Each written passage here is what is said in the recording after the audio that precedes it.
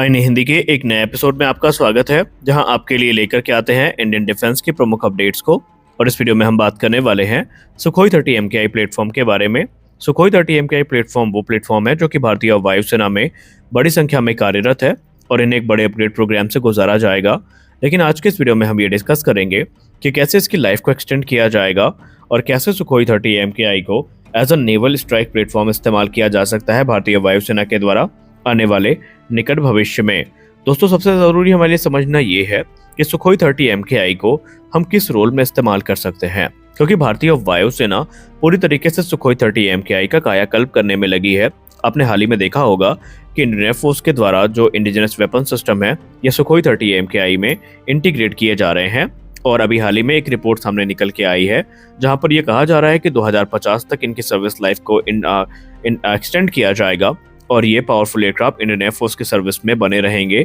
इस दौरान इसमें जो इंडिजनाइजेशन रेट है इसको 78% तक पहुंचाना या उससे ऊपर तक पहुंचाने का टारगेट रखा गया है और ये सब काम भारत में किया जाएगा बिना ओरिजिनल इक्विपमेंट मैन्युफैक्चरर की सहायता से। अब सबसे इंपॉर्टेंट चीज जो आपको जाननी जरूरी होगी कि 2050 तक का जो ऑपरेशनल गोल है इसको प्राप्त करने के लिए हिंदुस्तान एरोनॉटिक्स लिमिटेड और इंडियन एयरफोर्स को कुछ बड़े बदलाव इस एयरक्राफ्ट में करने पड़ सकते हैं। सबसे खास बात यह है कि सुखोई 30 MKI का जो एक एवरेज लाइफ स्पैन है या टेक्निकली या सर्विस लाइफ हम कह लें वो 6000 फ्लाइंग आवर्स की है, यानी 30 से 40 वर्षों की। और भारतीय वायुसेना इसमें एडिशनल 1500 आवर्स को ऐड करना चाहती है, यानी तकरीबन 10 से 15 वर्ष इसमें ऐड करना चाहती है ताकि ये एयरक्राफ्ट इनकी सर्विस में बने रहें। अब यहाँ पर सबसे पहली चीज़ ये है कि क्या सुखोई 30 MKI को इंजन अपग्रेड मिल सकता है। तो यहाँ पर गैस टर्बाइन रिसर्च एस्टैब्लिशमेंट इसकी जिम्मेदारी ऑलरेडी उठा चुकी है, जहाँ पर हिंदुस्तान एरोनॉटिक्स लिमिटेड उनका सहयोग कर रहे हैं। कुछ चुनिंदा इश्यूज हैं जिनको चिन्हित किया गया है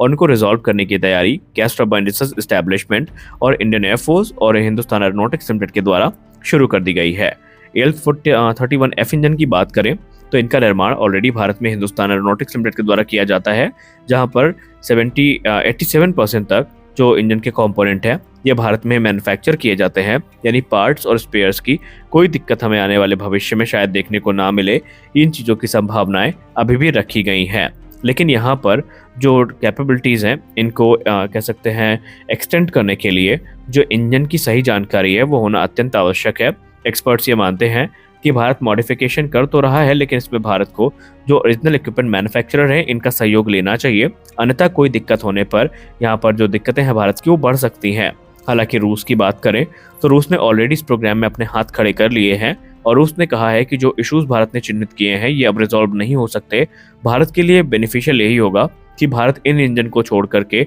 अधिक पावरफुल इंजन जो कि AL41 है उसके तरफ शिफ्ट कर जाए, क्योंकि AL41 की बात की जाए तो वो ना सिर्फ AL31 की तुलना में ज़्यादा थ्रस्ट को जनरेट करता है, बल्कि वो एयरक्राफ्ट इंजन जो है रशिया के रिलायबल फाइटर जेट्स को पावर करने का काम भी कर रहा है, जिसमें Su-35 और Su-57 फैलन जैसे जो एयरक्राफ्ट हैं ये शामिल हैं। वो बहुत अच्छे फ्यूल एफिशिएंसी के साथ में आता है, उसमें थ्रस्ट कंट्रोल और दूसरी चीज़ें काफ़ी इंप्रूव कर दी गई हैं जो कि फीचर हमें AL31 में देखने को नहीं मिलते। लेकिन भारत अभी भी AL31 को लेकर के स्टिक है इस प्रोग्राम में और भारतीय वायुसेना का कहना है कि उनकी रिक्वायरमेंट को पूरा करने के लिए ये इंजन मोर देन इनफ है और उन्हें इंजन स्वैप की ज़रूरत नहीं पड़ेगी। हालांकि हाल ही में कुछ रिपोर्ट सामने आई थी जहां पर कहा गया था कि सुखोई 30 MKI के लिए कुछ नए AL31 इंजन हैं जो रूस से खरीदे जा सकते हैं ताकि पुराने इंजन को यहां पर रिप्लेस किया जा सके, जो कि अपनी सर्विस लाइफ को लगभग पूरा कर चुके हैं। अगर हम स्पेसिफिक नंबर्स की बात करें तो हिंदुस्तान एरोनॉटिक्स लिमिटेड इस समय तकरीबन 240 नए AL31FP इंजन का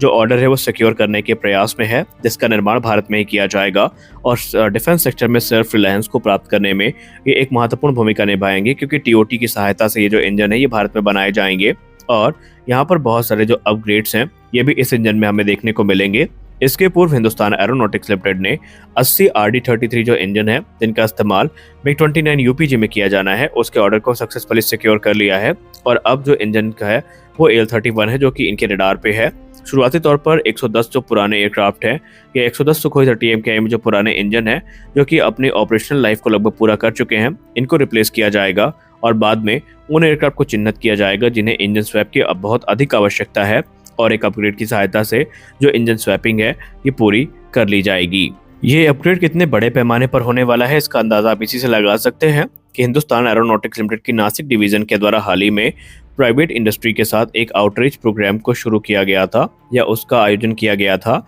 जहां पर जो प्राइवेट कंपनियां हैं इनके जो एम्प्लॉयज़ हैं या इनके जो रिप्रेजेंटेटिव है वो आए थे। रिपोर्ट के हिसाब से 56 अलग अलग रिप्रेजेंटेटिव अलग अलग प्राइवेट कंपनीज से पहुंचे थे इस प्रोग्राम में, जहां पर हिंदुस्तान एरोनॉटिक्स लिमिटेड ने उन्हें प्रोग्राम को ज्वाइन करने के फायदों के बारे में बताया था और कहा था कि अगर आप इस प्रकार के अपग्रेड प्रोग्राम को ज्वाइन करते हैं तो आपको इससे क्या बेनिफिट मिल सकता है। रिपोर्ट्स के हिसाब से ये जो प्रोग्राम था ये प्राइवेट इंडस्ट्रीज का उत्साहवर्धन करने के लिए था कि आप डिफेंस सेक्टर में अपनी उपयोगिता को साबित करिए और इसका उचित पारितोषिक आपको या उचित जो इनाम है वो आपको मिलता रहेगा। और इससे न सिर्फ आपका फायदा होगा बल्कि भारत का जो डिफेंस सेक्टर है ये भी काफ़ी ज़्यादा इम्प्रूव करेगा। और रिपोर्ट्स ऐसा सजेस्ट करती हैं कि उनमें से कई प्राइवेट कंपनियां हैं जो हिंदुस्तान एरोनॉटिक्स लिमिटेड के साथ सुखोई 30 MKI अपग्रेड प्रोग्राम में शामिल होने के लिए मान भी चुकी हैं और उसको लेकर के एक ऑफिशियल कॉन्ट्रैक्ट जो है ये बहुत जल्दी साइन किया जाएगा। माना जा रहा है कि वो सप्लाई चेन का एक हिस्सा होंगी जो कि सुखोई 30 MKI के अपग्रेड में एक महत्वपूर्ण भूमिका निभाएगी।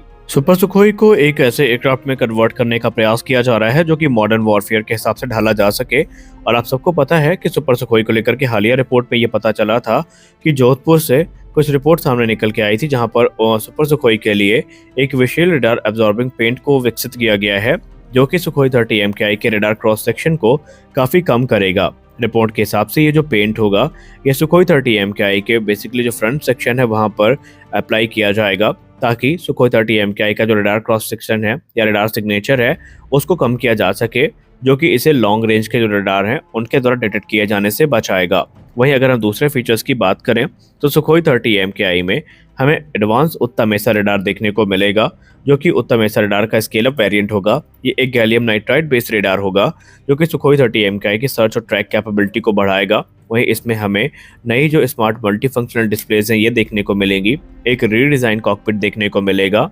और इसके अलावा जो एवियोनिक्स है उनका अपग्रेड मिलेगा। और जो सुखोई 30 MKI है इसमें जो वेपन्स हैं ये 80% से ज़्यादा इंडिजिनस होने वाले हैं, जैसे कि इसमें अस्त्र सीरीज की तीनों मिसाइल देखने को मिलेंगी, अस्त्र मार्क 1, मार्क 2 और मार्क 3। इसके अलावा इसमें हमें रुद्रम सीरीज की तीनों मिसाइल्स देखने को मिलने वाली हैं, रुद्रम 1, रुद्रम 2, रुद्रम 3। ब्रह्मोस NG देखने को मिलेगी, ब्रह्मोस का हाइपरसोनिक वेरिएंट देखने को मिल सकता है जिसको हम ब्रह्मोस 2 के नाम से जानेंगे और हमें ब्रह्मोस का एयर लॉन्च वेरिएंट ऑलरेडी देखने को मिल रहा है, रैम्पेज देखने को मिलेंगी और भी अलग अलग प्रकार के जो हथियार हैं वो सुखोई 30 MKI को प्रदान किए जाएंगे। तो कुल मिलाकर के अगर हम सारांश की बात करें तो भारतीय वायुसेना का जो प्लान है 2050 तक का, ये निरर्थक नहीं है, इसके अपने अर्थ हैं और इसका सीधा फायदा इंडियन एयरफोर्स को अवश्य मिलेगा। तो आज के इस वीडियो में बस इतना ही, मिलते हैं अगले वीडियो में कुछ और अपडेट्स के साथ। तब तक के लिए जय हिंद।